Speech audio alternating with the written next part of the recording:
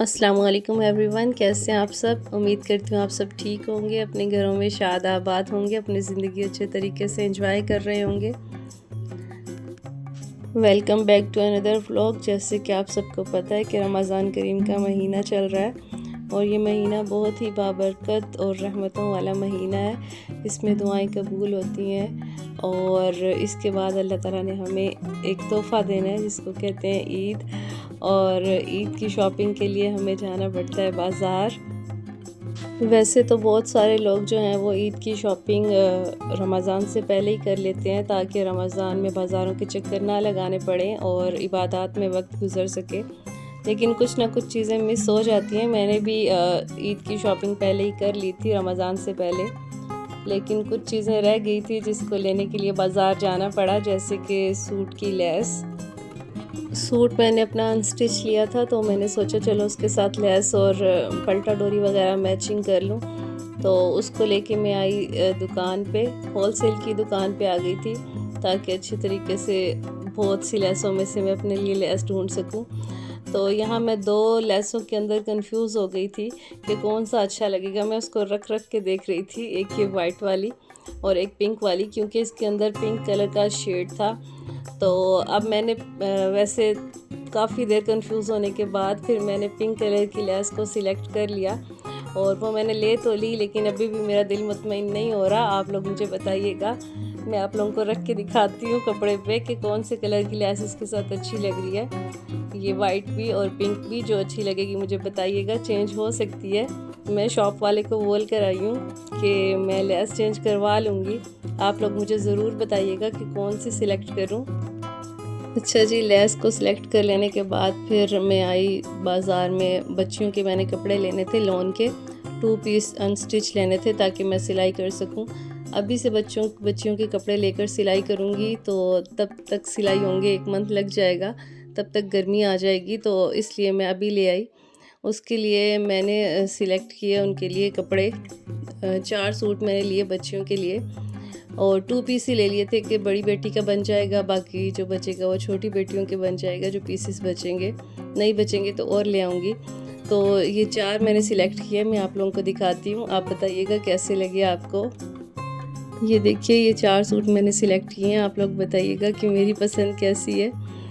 अब ये देखो, शायद मैं इनमें से अपना सूट बना लूँ या फिर बच्चियों की बनाऊँ या बच्चियों के और ले लूँ। अब इनके साथ फिर मैंने बच्ची के लिए, आयशा के लिए दुपट्टे मैचिंग लिए और उसके बाद फिर मुझे लेने थे अपने लिए शूज़।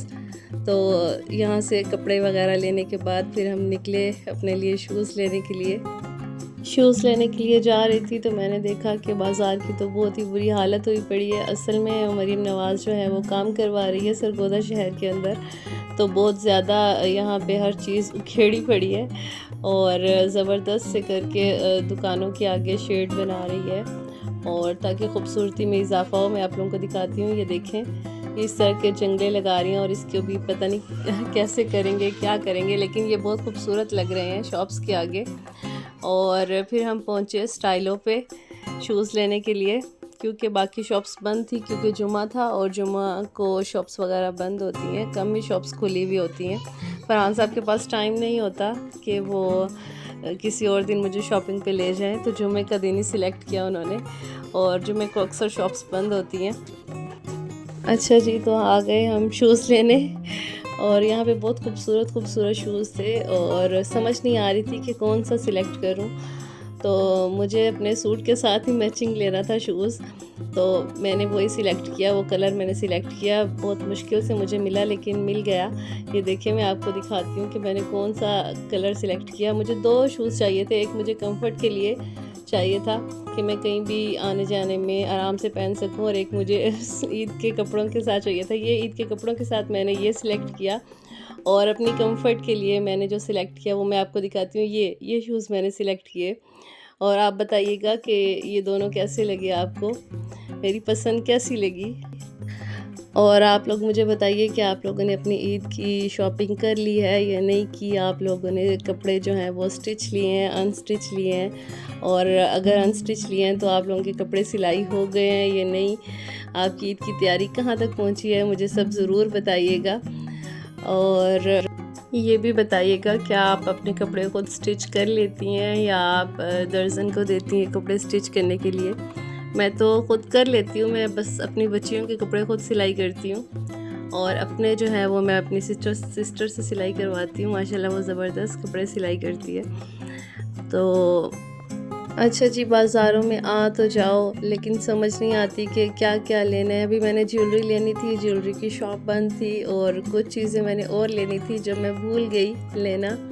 वहाँ जाकर मुझे याद ही नहीं आया कि मैंने ये चीज़ें लेनी है और अब मुझे लगता है कि मुझे एक और चक्कर लगाना पड़ेगा बाज़ार का। और मैं जाती भी फरहान साहब के साथ ही हूँ, मैं अकेले नहीं जाती हूँ बाज़ार, बहुत कम जाती हूँ, या अगर अम्मी आ जाएँ तो अम्मी के साथ जाती हूँ। और फरहान साहब मुझे बोलते हैं कि एक ही दफ़ा जाओ और सब चीज़ें ले आओ, लेकिन मुझसे मिस हो जाती हैं, मैं क्या करूँ?